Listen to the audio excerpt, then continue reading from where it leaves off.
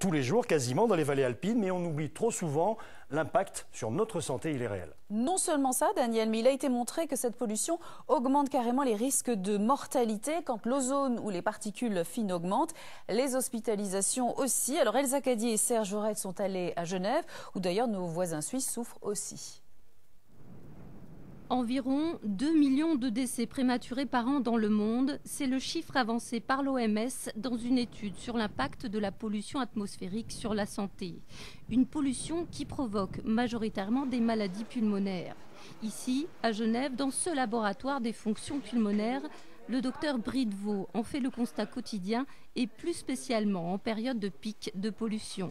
De ce qu'on sait des études qui ont été faites soit ici, soit aux États-Unis, soit en Europe, les gens qui souffrent de maladies respiratoires chroniques sont les plus affectés.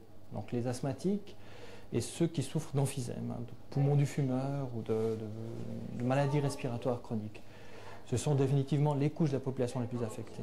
Les enfants également payent un certain prix à ceci. Sur un plan global, sur un plan de population, les pics de pollution atmosphérique s'associent à des décès.